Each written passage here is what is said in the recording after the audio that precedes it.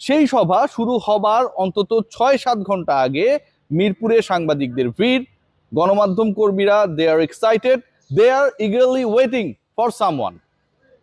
দুটা পয়েন্ট। ১ নম্বর পয়েন্ট হচ্ছে যে ওই ৬টার সময় যে সভাটা ডাকা হয়েছে তামিম ইকবালের নেতৃত্বাধীন অ্যাডহক কমিটির, যেই কমিটির মেম্বার সংখ্যা হচ্ছে ১১, সেই সভাটা ৬টায় হবে কিনা ১ নম্বর পয়েন্ট।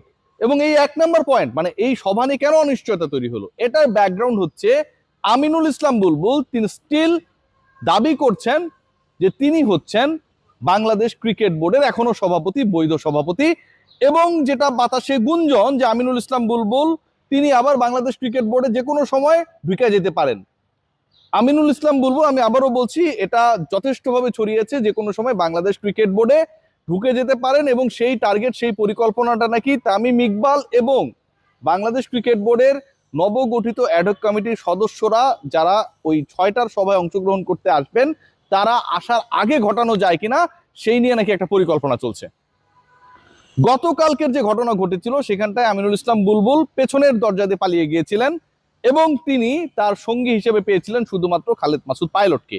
আজকের যেই আপডেট যে আমিনুল ইসলাম বুলবুল যে কোনো সময় বিসিবিতে আবার ঢুকে যেতে পারেন, মানে পালিয়ে যাওয়া লোক আবার ফেরত আসতে পারেন, এসে বলার চেষ্টা করবেন যে ঠিক আছে আমি হচ্ছি বৈধ সভাপতি, সেই আমিনুল ইসলাম বুলবুল আজকে বাংলাদেশ ক্রিকেট বোর্ডে আসার ব্যাপারে যে আলোচনা চলছে সেখানটায় তিনি সঙ্গী হিসেবে কাউকে পাচ্ছেন না। ইভেন যে সংক্ষুব্ধ অংশ রয়েছে, বিতর্কিতভাবে যারা নির্বাচিত, যারা ২ নম্বরি করে, যারা ভোটিং জালিয়াতি করার মাধ্যমে, যারা কোর্টের রায়কে প্রভাবিত করার মাধ্যমে, যারা জেলা প্রশাসকদেরকে তাদের ফেভারে কি বলবো এটাকে বাধ্য করার যে ইস্যুটা ছিল, সেই রকম কর্মকাণ্ড করে শেষ পর্যন্ত বাংলাদেশ ক্রিকেট বোর্ডের মহাবিতর্কিত ২০২৫-এর ৬ অক্টোবরের নির্বাচনে নির্বাচিত হয়েছিলেন, সেই তারা এবং তাদেরকেও আমিনুল ইসলাম বুলবুলের সাথে ক্রিকেট বোর্ডে ব্যাক করতে সাহস করছেন না।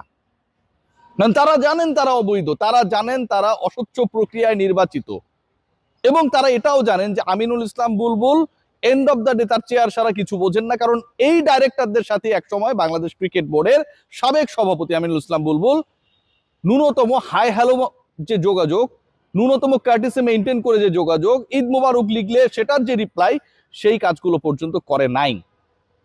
এমন একটা অবস্থা, সিচুয়েশন এই মুহূর্তে যে all R waiting for the both parties. একটা হচ্ছে সন্ধ্যা ৬টায় এখানটায় আপনারা সবাই জানেন একটা সভা হবে, এবং সেই সভা যে ১১ সদস্যের অ্যাডহক কমিটি হয়েছে সেই কমিটির সভা, সেখানে হয়তো যে রেসপন্সিবিলিটিস ডিপার্টমেন্ট ডিস্ট্রিবিউশনস সেই কর্মকাণ্ডগুলো পরিচালিত হবে।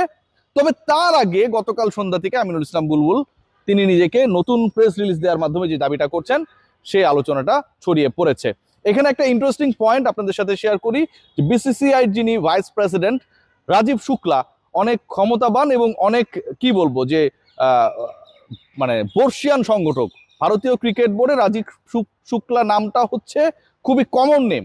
যখন যেই থাকুক না কেন ক্ষমতার পালা বদলে রাজীব শুক্লা বিসিসিআই এর একজন কি পার্সন হিসেবে থেকে যান, and is doing tremendously well. তিনি অলরেডি তামিম ইকবালকে for being the president of Bangladesh cricket board অভিনন্দন জানিয়েছেন। and this is a message, এটা হচ্ছে একটা বার্তা। বিসিসিআই ভাইস প্রেসিডেন্ট যখন তামিম ইকবাল খানকে অভিনন্দন জানান, সেই অভিনন্দন অর্থাৎ বিসিসিআই ইজ ইকুয়াল আইসিসি, আমরা যদি এভাবে জিনিসটাকে চিন্তা করি, সেই অভিনন্দন কিন্তু আসলে আইসিসির পক্ষ থেকেই কাইন্ড অফ অভিনন্দন। এবং গতকাল আরেকটা ব্যাপার পয়েন্ট আপনাদের সাথে শেয়ার করি, যেহেতু দিস ইজ অ্যাডহক কমিটি,